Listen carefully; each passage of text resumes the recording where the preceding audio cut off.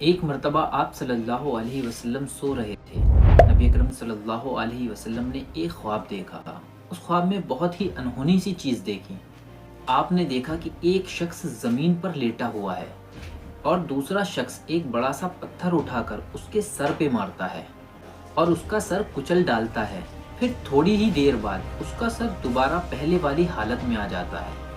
پھر وہ شخص پتھر اٹھاتا ہے اور اس کے سر پہ مارتا ہے، دوبارہ سے کچل ڈالتا ہے اور یہ پروسیس ایسے ہی چلتا رہتا ہے۔ پھر تھوڑی ہی دیر بعد آپ صلی اللہ علیہ وسلم نے دو لوگوں کو اور دیکھا۔ ایک شخص لیٹا ہوا ہے، دوسرا شخص اس کے منہ میں ہک ڈال کے کھینچتا ہے اور اس کا پورا جبڑا الگ کر ڈالتا ہے۔ پھر دوسری طرف سے ہک ڈالتا ہے اور کھینچتا ہے اور دوسرا جبڑا بھی الگ کر ڈالتا ہے۔ پھر نیچے والا حصہ پھاڑتا ہے، پھر اوپر والا حصہ پھاڑتا ہے، دوبارہ سے اس کا چہرہ بنتا ہے اور وہ دوبارہ سے اس کے چیخ پھاڑتا ہے۔ یہ کام بھی بار بار چلتا رہتا ہے۔ پھر آپ صلی اللہ علیہ وسلم نے انتہائی خوفناک منظر ہوتے ہوئے دیکھا۔ آپ نے دیکھا ایک گرم تندور میں مرد اور عورتیں پھینکے جا رہے ہیں اور وہ لوگ بہت بری طرح سے چیخیں مار رہے ہیں۔ پھر آپ صلی اللہ علیہ وسلم نے ایک شخص کو خون میں تیرتے ہوئے دیکھا۔ وہ شخص تیرتا ہوا جب کنارے پر پہنچا، کنارے پر کھڑا ایک شخص اسے اتنی زور سے پتھر مارتا ہے کہ وہ شخص پیچھے کی طرف دھکیلا ہوا چلا جاتا ہے۔ وہ شخص اس پتھر کو منہ سے پکڑ کر اس کنارے کھڑے ہوئے شخص کے پاس لے کر آتا ہے۔ وہ شخص دوبارہ سے اسے پتھر مارتا ہے۔ وہ شخص خون کے دریا میں غوطے کھاتا ہوا پیچھے چلا جاتا ہے۔ پھر آپ صلی اللہ علیہ وسلم نے اتنا خوفناک شخص دیکھا۔ وہ آنکھ کے ارد گرد چکر لگا رہا ہوتا ہے، وہ یہی کام کر رہا ہوتا ہے۔ پھر آپ صلی اللہ علیہ وسلم نے ایک باغ دیکھا۔ اس باغ میں ایک لمبا سا پیڑ ہے اور اتنا ہی لمبا ایک شخص ہے۔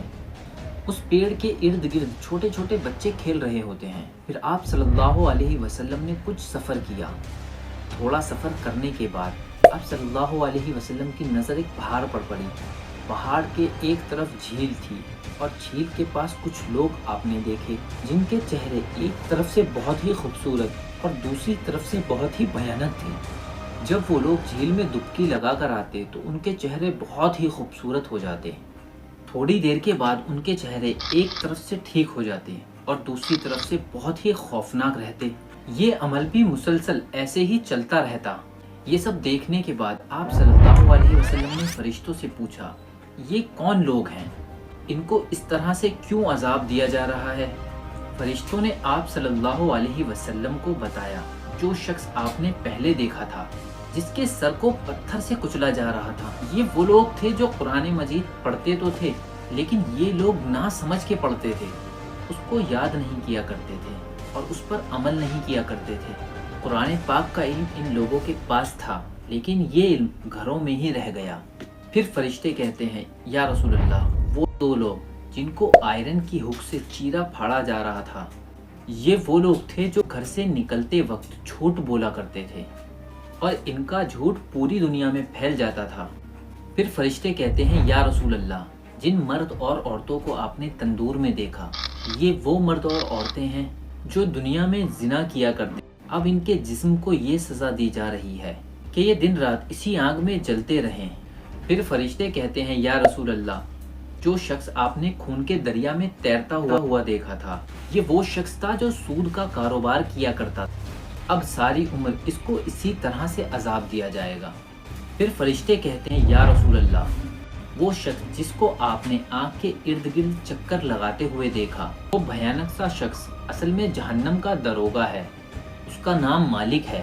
پھر فرشتے کہنے لگے، یا رسول اللہ، باغ میں آپ نے جو لمبا سا درخت دیکھا تھا اور لمبا سا آدمی حضرت ابراہیم علیہ السلام ہیں، اور وہ جو چھوٹے چھوٹے بچے آپ نے باغ میں کھیلتے ہوئے دیکھے، وہ بچے وہ تھے جو چھوٹی عمروں میں دنیا سے چلے گئے۔